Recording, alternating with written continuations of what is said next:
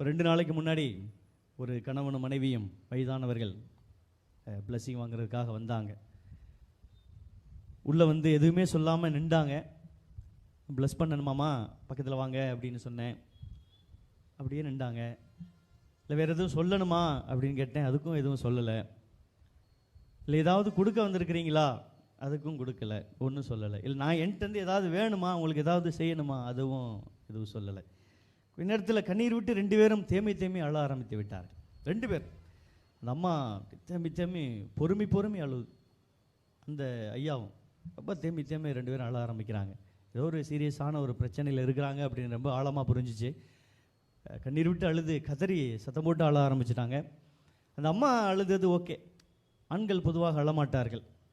தங்களால் தாங்க முடியாத அளவிற்கான ஒரு வேதனையை சந்திக்கிற நேரத்தில் தான் ஆண்கள் அழ ஆரம்பிப்பார்கள். அதுவும் சத்தம் போட்டு அழமாட்டாங்க. அப்படியே ஒரு சொட்டு கண்ணீர் வரும், அவ்வளோதான். அது ஆண்களுடைய இயல்பு. ஆனால் அவர் தேம்பி அழுகிறார். 2 பேரும் தேம்பி கொஞ்ச நேரம் அவங்களே அழுது முடிச்சுட்டு அந்த அம்மா சொன்னாங்க, என் வாழ்க்கையில் மட்டும் ஏன் இப்படி நடக்குதுன்னு தெரில சாமி. நாங்கள் திருமணமாகி 38 வருஷம் ஆச்சு.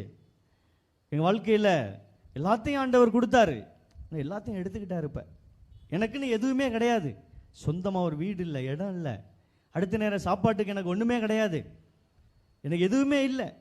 இந்த என் வீட்டுக்காரர் இருக்கார், அவருக்கு கை விளங்காது கால் விளங்காது, அப்படியே இழுத்துட்டு தான் நடப்பார். யாரும் வேலை கொடுக்க மாட்டாங்க. இப்படிப்பட்ட சூழ்நிலையில் யார் வேலை கொடுப்பா?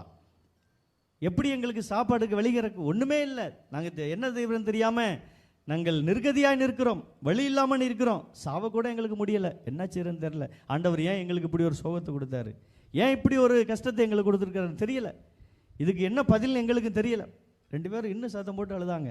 எங்களுக்கு ஒரு புள்ள, அற்புதமான ஒரு புள்ள, அவன் தான் எங்களுக்கு எல்லாமே நினச்சோம்.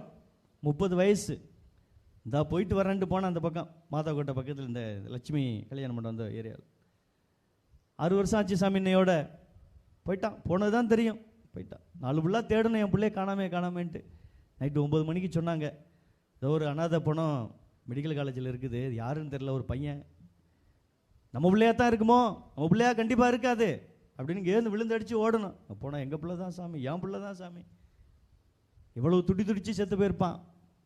கஷ்டப்பத்தில் கண்ணீரோடு அவன் ஒரு வேளை ஒரு கோலை தண்ணி கொடுக்க கூட ஆள் இல்லாமல் அனாதையாக செத்து கிடந்திருக்கிறான் சாமி. ஏன் எங்களுக்கு இப்படி ஒரு வாழ்க்கை, ஏன் இப்படிப்பட்ட ஒரு கஷ்டம், நாங்கள் ஏன் இந்த உலகத்தில் வாழணும், எதுவுமே இல்லாமல் நாங்கள் நிற்கதியாக நிற்கிறோமே என்று அவர்கள் சத்தம் போட்டு அழுதார்கள். எதுவும் என்னால் சொல்ல முடியலை. என்ன சொல்லுவது, எதை சொல்லி நம்ம ஆற்றுப்படுத்துவது, ஆறுதல் படுத்துவது?